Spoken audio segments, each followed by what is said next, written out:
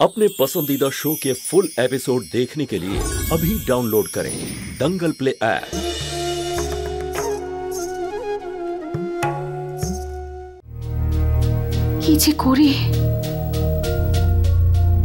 কি করে খোঁজ পাবো যে পঙ্কজ কোথায় আছে? ফোনটাও তো তুলছে না।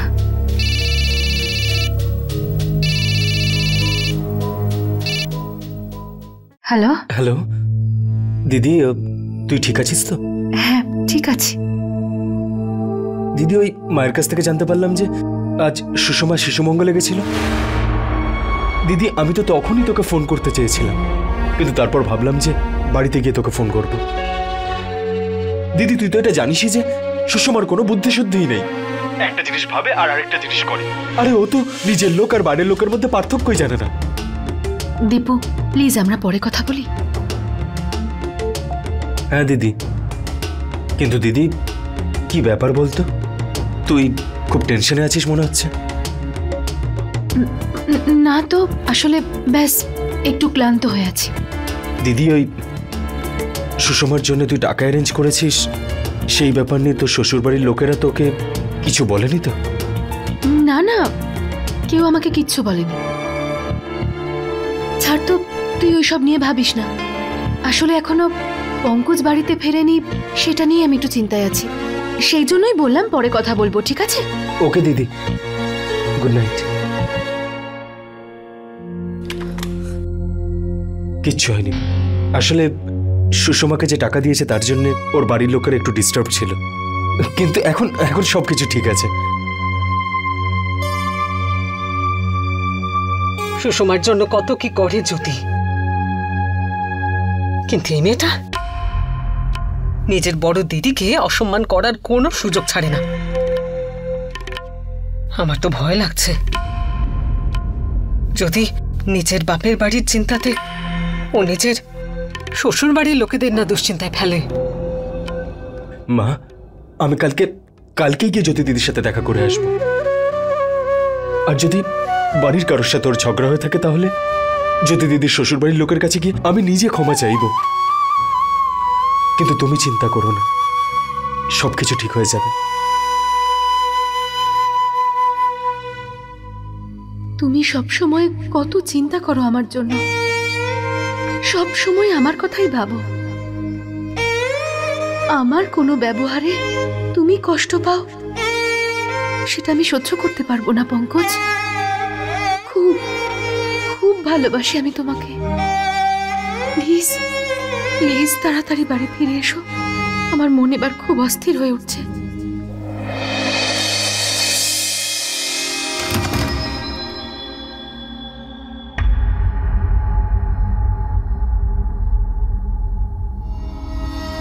পঙ্কজ, কোথায় চলে গেছিলে তুমি? এত দেরি তো তোমার কখনো হয় না। আমি কতবার ফোন করেছিলাম তোমাকে, কিন্তু তুমি তো কথাই বললে না আমার সাথে। আচ্ছা ঠিক আছে, তুমি তাড়াতাড়ি ফ্রেশ হয়ে নাও, আমি তোমার নাইট স্যুট আর টাওয়েল বাথরুমে রেখে আসছি। দরকার নেই। আমি রেখে দিচ্ছি তো পঙ্কজ। বললাম তো দরকার নেই, আমি নিজের কাজ নিজেই করতে পারি। আমি জানি এই সব কাজগুলো তুমি করতে পারো, কিন্তু এখন তো এই সব কাজ আমিই করি, তাই না? হ্যাঁ, তুমি এতদিন করতে, কিন্তু এবার থেকে করার আর কোনো প্রয়োজন নেই। পঙ্কজ,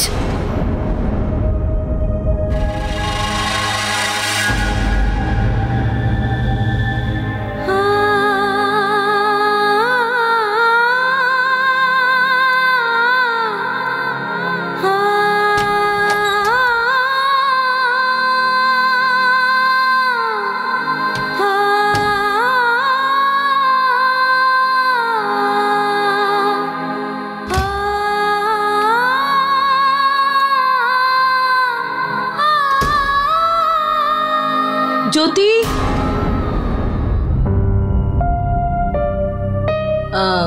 তোমরা দুজন যদি ডিনারের জন্য বাইরে না যাও তাহলে খেতে এসো।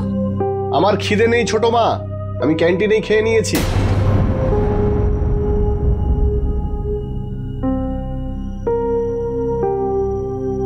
জ্যোতি তুমি এসো, সবাই ওয়েট করছে। হ্যাঁ আসছি।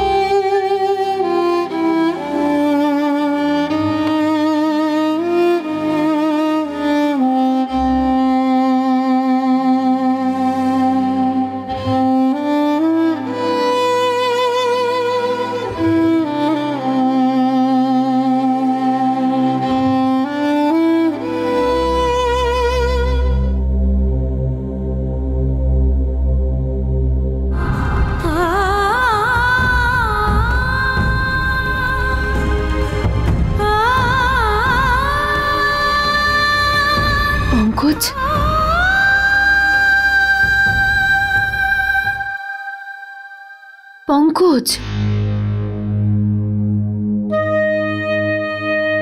কি আছে? তুমি রাগ করে আছো আমার ওপর? কথাই বলছো না আমার সাথে? যদি কোনো কারণে রাগ করে থাকো তাহলে প্লিজ আমাকে সেটা বলো না। অভিযোগ এটাই যে আজ পর্যন্ত তুমি আমাকে বুঝতেই পারোনি জ্যোতি।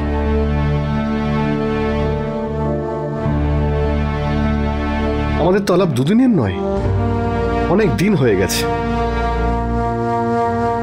আমি জানি না তুমি কবে আমাকে বুঝতে পারবে। আমার ছোট ছোট ব্যাপারে খেয়াল রাখো তুমি। কলেজের ক্যান্টিনে খাবার খেলে তোমার অসুবিধে হয়, আমি যখন কলেজ যাই তখন দৌড়ে এসে ব্যাগটা আমার হাতে দিয়ে দাও তুমি, আর যখন আমি ফিরে আসি আমার হাত থেকে ব্যাগটা নিয়ে রেখেও দাও। আমাকে টাওয়েলও দাও। বাথরুমে গিয়ে এটা দেখো যে সমস্ত জিনিস সব জায়গাতে ঠিকমতো আছে কিনা। তুমি আমার সব দিকে খেয়াল রাখো, অথচ তুমি ভালো করে জানো এই কাজগুলো আমি নিজে একাই করতে পারি। কেন করো এইসব? কারণ এগুলো করতে তোমার ভালো লাগে। আর ঠিক তেমনই আমি নিজেটা ভালো করে জানি তুমি তোমার সমস্ত প্রবলেমের সঙ্গে ডিল করতে পারো, তাও আমি তোমাকে সাহায্য করতে চাই, কারণ এটা আমার ভালো লাগে।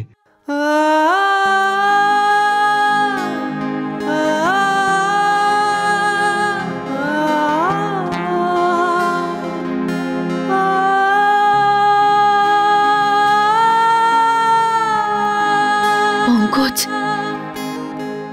I am sorry. আসলে সবকিছু এত তাড়াতাড়ি হয়েছে। তাড়াতাড়ি কিছুই হয়নি জ্যোতি।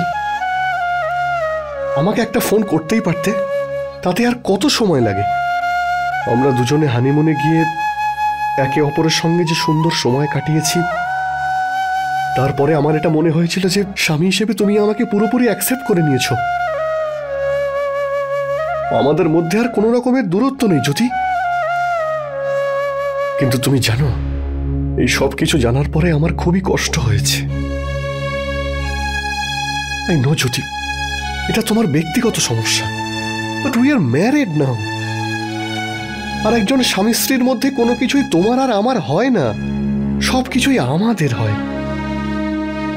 আমরা দুজনে মিলে তোমার সমস্যার সমাধান করতে পারতাম, কিন্তু কিন্তু একবারও আমাকে তোমার প্রয়োজনই মনে হয়নি।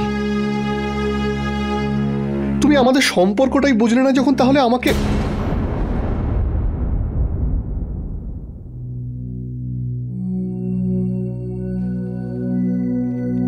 আমি বুঝতে পারছি যে তুমি কতটা কষ্ট পেয়েছো, কিন্তু Pankaj, I am really very sorry. দেখো জ্যোতি, তুমি তোমার জুয়েলারিগুলো নিয়ে কি করেছো, কেন করেছো, সেসব নিয়ে আমার কোনো সমস্যা নেই, আর এসব কিছু আমি জানতেও চাই না। কিন্তু আফসোস শুধু আমার একটাই যে তুমি আমাদের সম্পর্কের গভীরতাটাকেই বুঝলে না। সেই জন্য তুমি আমাকে ভরসাই করতে পারোনি। এনিওয়েজ, তুমি তোমার ভাইয়ের সমস্যাগুলো নিয়েই চিন্তায় ছিলে। ও তো আর আমার কেউ হয় না, তাহলে আমি এত কিছু ভেবে অকারণে কেন মন খারাপ করছি?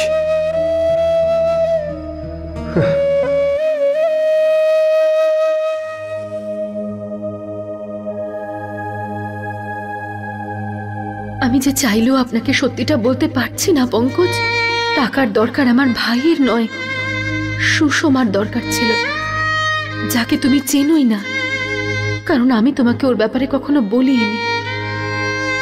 এটা ভেবে বলিনি যে সুষমার সত্যিটা জানতে পারলেই ব্রজর সত্যিটাও সামনে চলে আসবে।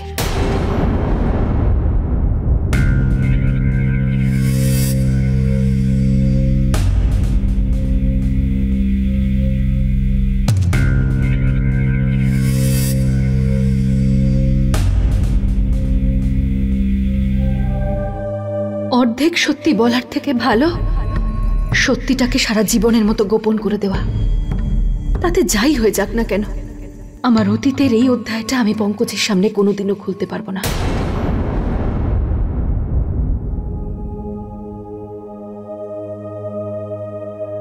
প্লিজ আমাকে ক্ষমা করে দাও পঙ্কজ। কি করে বিশ্বাস করাবো তোমাকে যে আমি যা করেছি তোমাকে কষ্ট দেওয়ার জন্য করিনি? আর আমি এটা কখনো করতেই পারি না, কখনো না।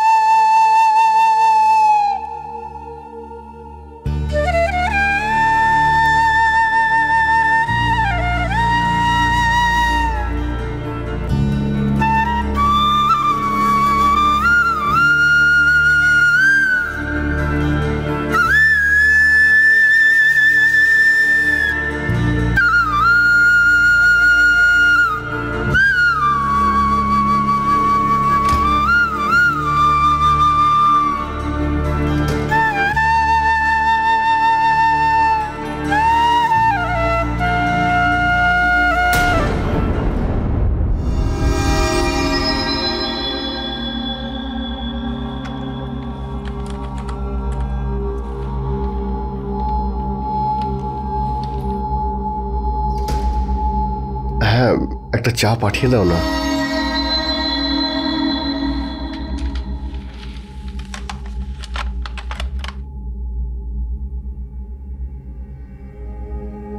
আমি এক্ষুনি চা করতেই যাচ্ছিলাম। আরে তাতে কি হয়েছে, আমাদের কাজের দিদি বানিয়ে দেবে। আর এমনিতেও সেই একই দুধ, চিনি আর চা পাতা, একই তো ব্যাপার। আরে পঙ্কজ, উঠে পড়ো। আরে যখন আমি চাটা বানাতে গেলাম তখন তো ঘুমোচ্ছিল না।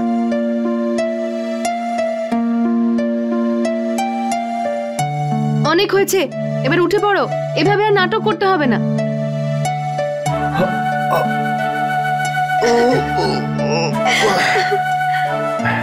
Good morning. এই নাও। Thank you.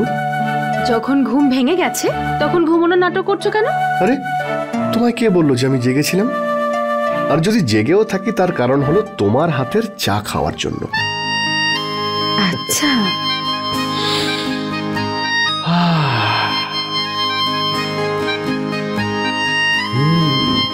এবার ঘুম ভেঙে গেছে। আচ্ছা একটা কথা বলো তো। বলো না। আমি এখানে আসার আগে কি করতে তুমি? তখন তো নিশ্চয়ই কোনো সার্ভেন্ট তোমাকে চা বানিয়ে খাওয়াতো। আরে তখন তো আমি সকাল হওয়ার পরে চা খেতাম, এখন আমি চা খাই, তারপরে সকাল হয় আর তখন আমি উঠি। আর এমনিতেও সেই একই দুধ, একই চিনি, একই চা পাতা। কিন্তু হ্যাঁ, চাকে বানিয়ে আনছে সেটা কিন্তু খুবই গুরুত্বপূর্ণ।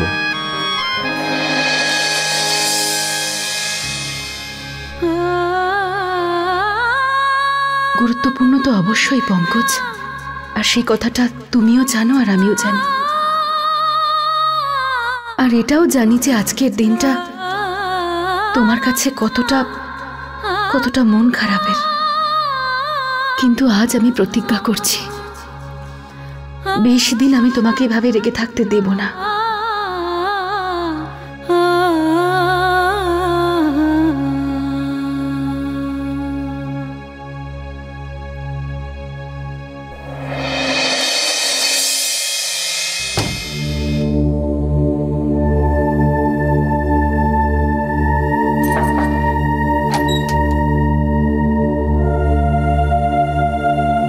পঙ্কজ দাদা, চা।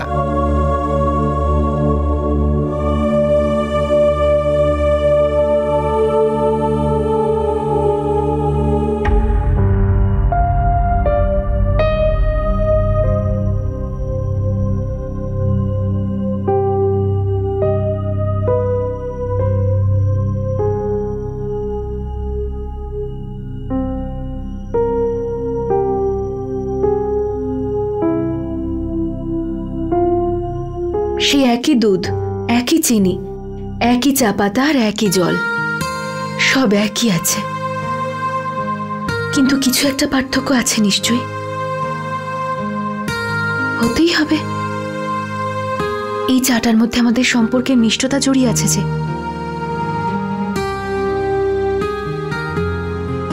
পঙ্কজ, তুমি একদম সত্যি কথা বলেছিলে। আমি কোনোদিনও সম্পর্কটাকে বুঝতেই পারলাম না।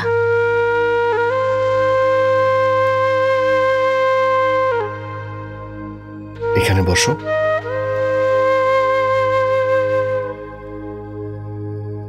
কিছু মনে করো না জ্যোতি, হয়তো আমি নিজে এই ব্যাপারটাকে একটু বেশি সিরিয়াসলি নিয়েছি।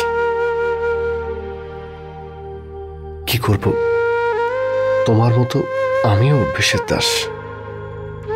আমি সবকিছুই মেনে নিতে পারি, কিন্তু আমার কাছের কেউ যদি আমার উপরে ভরসা না করে, সেটা আমি মেনে নিতে পারি না। তুমি এভাবে কেন বলছো? আমি তোমাকে সম্পূর্ণভাবে ভরসা করি। তাহলে আর কোনোদিন আমার কাছে কোনো কথা লুকোবে না, রাইট? ভালোবাসা আর ভরসা দিয়েই স্বামী স্ত্রীর সম্পর্ক গড়ে ওঠে। সিক্রেট বলে যে কোনো স্বামী আর স্ত্রীর মধ্যে কিছু থাকা উচিতই নয়। আই প্রমিস পঙ্কজ, এরকম ভুল আমি আর কখনো করব না। I am sorry, I am really very sorry. আমার আর সত্যিই কোনো অভিমান নেই, কিন্তু এটার কিন্তু তুমি আবার সুযোগ নিও না। কেন, কি হয়েছে? আরে তোমার এই ইমোশনাল কথা শুনতে গিয়ে আমার চাটাই তো ঠান্ডা হয়ে গেল। তাহলে কি আজকে সকালে তুমি তোমার স্বামীকে কি ঠান্ডা চা খাওয়াতে চাও?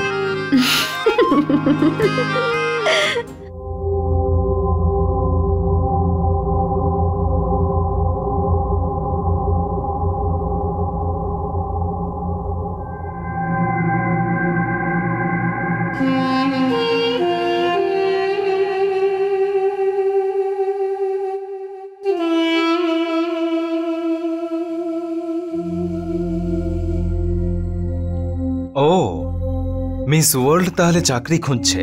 আচ্ছা, বাড়ির বাইরে বেরোক, তারপর বুঝতে পারবে নিজের যোগ্যতাটা কি। এইচএসও পাশ করেন, ওকে কোম্পানিতে নিয়ে গিয়ে বসাবে। আচ্ছা যাও, ভালোভাবে যাও, তবেই তো বাস্তবটা বুঝতে পারবে। তারপর দেখো কি করে। ওই 2-3 জায়গায় জবের জন্য যেতে হবে, ফিরতে হয়তো একটু দেরি হয়ে যাবে।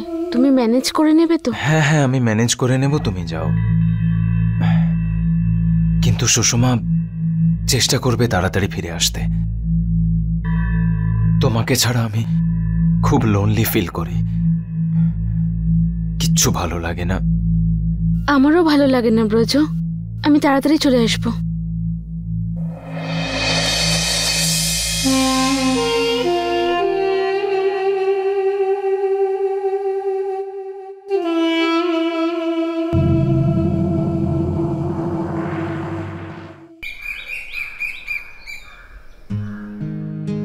Thank you.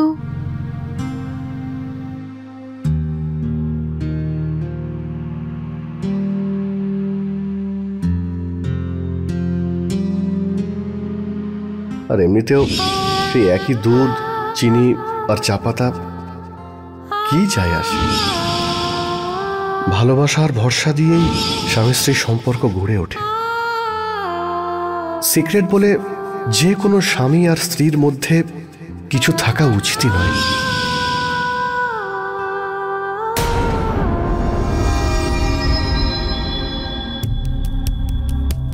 আমি ওনাকে বলে দেব যে তুমি কিভাবে ওনাকে ফাঁসিয়েছো। আজ আমি আর চুপ থাকবো না, আর যদি তুমি আমায় অ্যাড্রেস নাও দাও, তাও আমি ওনাকে ঠিক খুঁজে বের করব।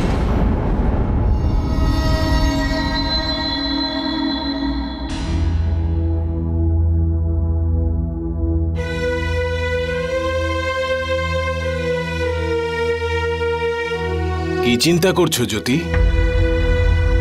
হ্যাঁ, কিচ্ছু না। জ্যোতি, সব ঠিক আছে তো? হ্যাঁ হ্যাঁ, সব ঠিক আছে। কিন্তু আপনি এরকম কেন জিজ্ঞেস করলেন? দেখো জ্যোতি, আমি তোমার ব্যক্তিগত ব্যাপারে নাক গলাতে চাই না, কিন্তু কাল পঙ্কজের সঙ্গে আমার ফোনে কথা হলো। ও খুব চিন্তায় আছে তোমাকে নিয়ে। ফোনে সবসময় যেভাবে কথা বলে হেসে হেসে মজা করে সেরম ভাবে কথা বলেনি কাল। ও কিছু বললো না কি আপনাকে? প্রথমে তো কথাই বলতে রাজি হচ্ছিল না, তারপর আমি জোর করার পর কথা বলল। প্লিজ আঙ্কেল বলুন না, কি বললো ও আপনাকে? জিজ্ঞেস করছিল আমাকে যে তোমাকে বিয়ে করে ও কোনো ভুল করেনি তো।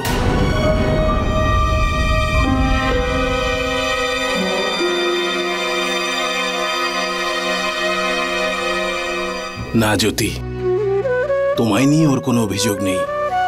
আসলে পঙ্কজ নিজের যোগ্যতা নিয়ে সন্দেহ করছে। ওর মনে নিজেকে নিয়ে প্রশ্ন তৈরি হচ্ছে।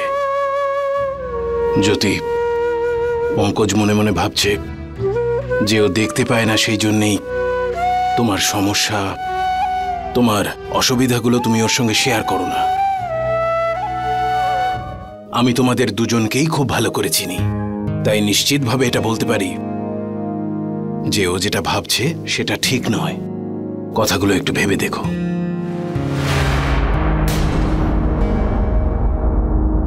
নমস্কার আঙ্কেল। আরে সন্দীপ, তুমি এসো এসো, যাও ভেতরে যাও।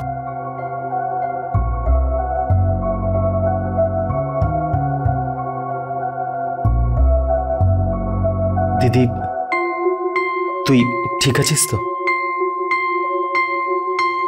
আসলে ব্যাপারটা হচ্ছে আমি আঙ্কেলের কথা শুনতে পেলাম, তাই একটু চিন্তা হচ্ছিল। কি ব্যাপার দিদি, বল না।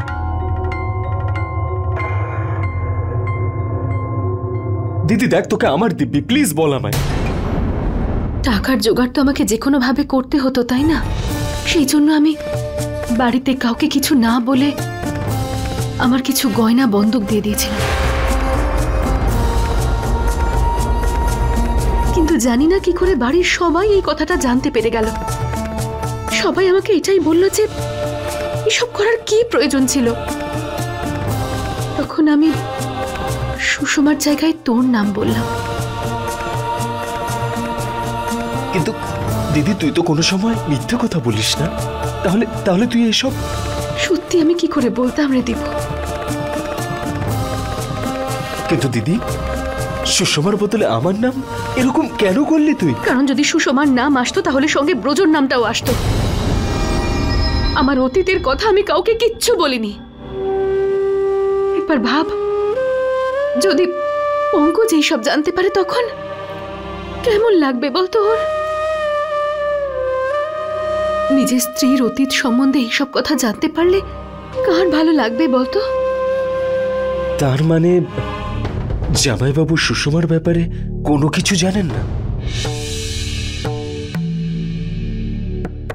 উনি কি এটুকুও জানেন না যে সুষমা নামের তোর একটা বোন আছে? ও তো শুধুমাত্র এইটুকুই জানে যে আমার একটা বোন হলো সুধা আর একটা ভাই আছে সন্দীপ। নীলিমা জয়সওয়াল জান। এক্সকিউজ মি, আমি সুষমা। আমি অনেকক্ষণ ধরে বসে আছি। আমার ইন্টারভিউ কখন হবে? আপনার নাম্বার এলে আপনাকে ডেকে নেওয়া হবে। আপনি গিয়ে জায়গায় বসুন। তাহলে এটুকু তো বলুন আমার নাম্বার কখন আসবে? আমি 2 ঘন্টা ধরে বসে আছি। তাহলে কেন করছেন ওয়েট? আপনাকে ইনভিটেশন দিয়ে ডেকে আনা হয়েছে নাকি?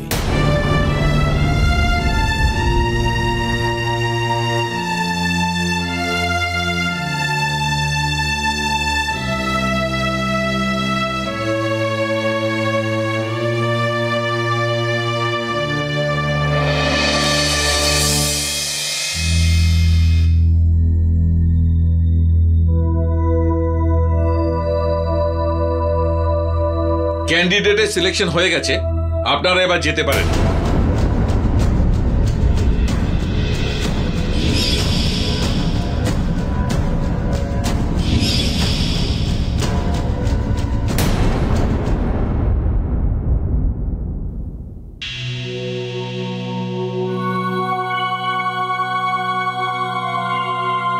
যদি এগুলোর মধ্যে কোনো চাকরি আমি না পাই তাহলে তো আর কোনো অপশন থাকবে না। হে ঈশ্বর, প্লিজ আমার একটা সিলেকশন করিয়ে দাও।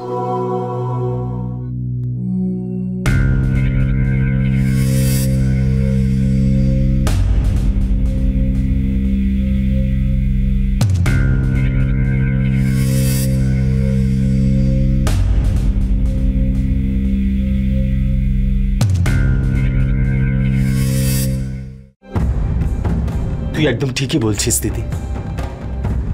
এই সুষমা তো কোনোদিনও বুদ্ধি দিয়ে কোনো কাজই করেনি, কিছু না বুঝে শুনে যা ইচ্ছে তাই করে বসেও। প্রবলেম এটাও দীপু যে ওই লোকটা ওর মনের মধ্যে এত বিষ ঢুকিয়ে দিয়েছে যে ও চোখ বন্ধ করে ওই লোকটাকে বিশ্বাস করে। কথাগুলো হয়তো সুষমা বলে, কিন্তু শব্দগুলো ওই জঘন্য লোকটার। কতটা নোংরা মানুষ সেটা আমি খুব ভালো করে জানি। যবে থেকে সুষমার বিয়ে হয়েছে না, সত্যি খুব চিন্তা হয় রে ওর জন্য আমার। আজও এটা নিয়েই চিন্তা করে যাচ্ছি আমি যে ও 50,000 টাকা কি করে রাতারাতি জোগাড় করে ফেললো। এই চাকরিটা আমার জন্য খুব ইম্পর্টেন্ট স্যার। আমার এই কাজটার খুবই প্রয়োজন। আপনার রিজিউমে লেখা আছে যে আপনি 12 পাস।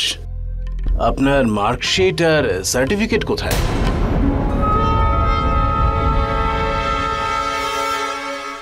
ও টাকার জন্য আবার সুষমা কোনো নোংরা পথে নেমে গেল না তো? মানে এমন কোনো কাজ করছে না তো যে ভবিষ্যতে ও আরো কোনো বড় সমস্যায় পড়ে যায়? দিদি, এত চিন্তা ভাবনা করে শুধু শুধু টেনশন নেওয়ার কোনো প্রয়োজন নেই। আমি এক্ষুনি খোঁজ লাগাচ্ছি। দেখুন, আমায় আপনারা একটা সুযোগ দিন, আপনাদের অভিযোগের কোনো জায়গা রাখবো না।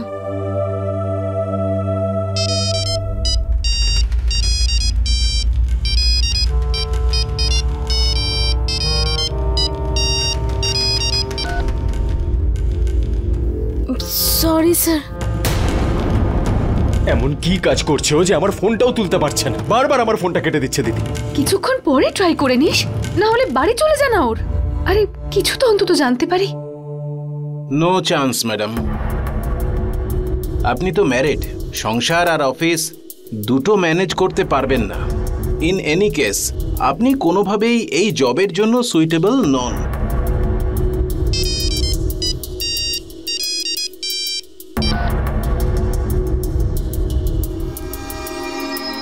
আপনার মধ্যে তো কোনো ম্যানার্স নেই।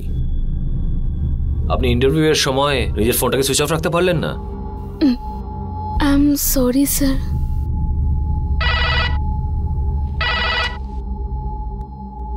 Yes sir. ঠিক আছে স্যার, বুঝতে পেরেছি স্যার। আমি ইংলিশ পারেন আপনি? খুব ভালোভাবে জানি। আমি বুঝতেও পারি আর বলতেও পারি। কত স্যালারি এক্সপেকটেশন আপনার? সেটা আপনারা যেটা ভালো বুঝবেন। আমি আর কি বলবো। 4000 চলবে? হ্যাঁ হ্যাঁ হ্যাঁ, ঠিক আছে। এই সুখবরটা আগে ব্রজকে দিই, খুব খুশি হবে। Thank you sir, thank you so much. ঠিক আছে, আপনি বাইরে ওয়েট করুন। আপনার অ্যাপয়েন্টমেন্ট লেটার আপনি পেয়ে যাবেন।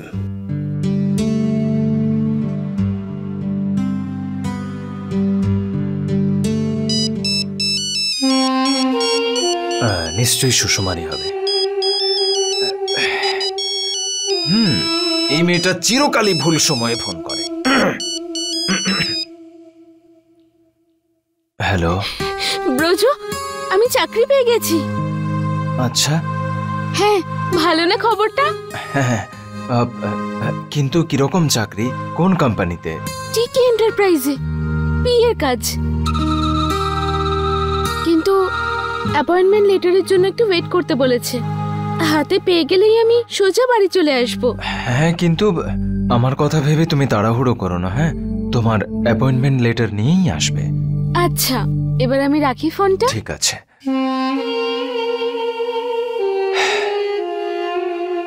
ভগবানের অশেষ কৃপায় কাজটা পেয়ে গেলাম। এবার সব ঠিক হয়ে যাবে। অনেক পরিশ্রম করব আমি, নিজেকে প্রমাণ করে দেখাবো যে এক্সপেরিয়েন্স নেই তো কি হয়েছে, আমি কারোর থেকে কম নই। এই দাদার আবার কি হয়েছে? তখন থেকে ফোন করছে। ওর জন্য ইন্টারভিউতে আমি বকা খেলাম। বলো দাদা। এতক্ষণ থেকে তোকে ফোন করছি, তুই ফোনটা তুলছিলি না কেন? তখন আমি কথা বলতে পারতাম না। তুমি বলো কি হয়েছে? সত্যি কথা বল, তোর যত টাকার প্রয়োজন ছিল সব টাকা পেয়ে গেছিস? হ্যাঁ, পেয়ে গেছি। এত তাড়াতাড়ি এতগুলো টাকা কোথা থেকে জোগাড় করলি তুই?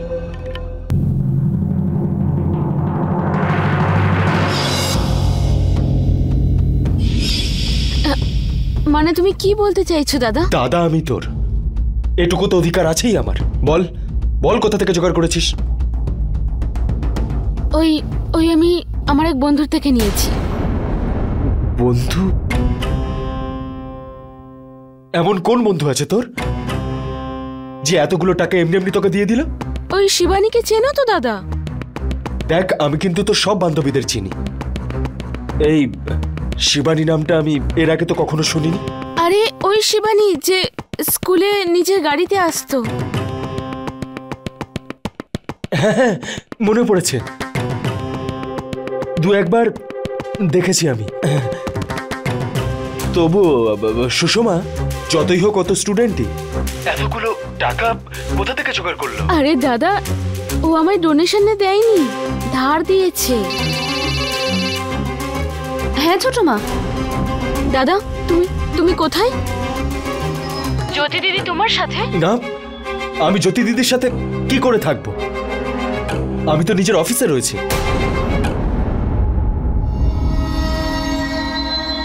জানো, আমি চাকরি পেয়ে গেছি। কি সুষমা, তুই চাকরি পেয়েছিস? কিন্তু কোথায়? টিকে এন্টারপ্রাইজে। অ্যাপয়েন্টমেন্ট লেটারের জন্য অপেক্ষা করছি। আরে very good, best of luck. Thank you দাদা, বাই। ম্যাডাম, বস আপনাকে ভেতরে ডাকছেন। কি বললো সুষমা? ও বললো যে ওকে এতগুলো টাকা ওর একটা বন্ধু দিয়েছে, খুব বড়লোক বাড়ির মেয়ে। হ্যাঁ, সেটা তো আমি শুনতে পেয়েছি যখন তুই ফোনে কথা বলছিস। আরে কিন্তু দিদি, তুই তো সব থেকে বড় খবরটা শুনলিই না। আমাদের সুষমা চাকরি পেয়েছে। সত্যি? এবার আমি একটুখানি শান্তি পেলাম। আমার সত্যি খুব চিন্তা হচ্ছিল মেয়েটাকে নিয়ে। ফাইনালি ও এমন একটা কাজ পেয়েছে যেটা করতে ওর সম্মানহানি হবে না।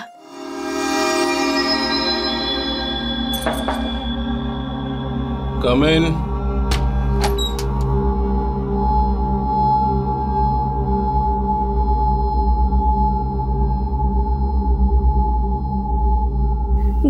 Good evening, sir.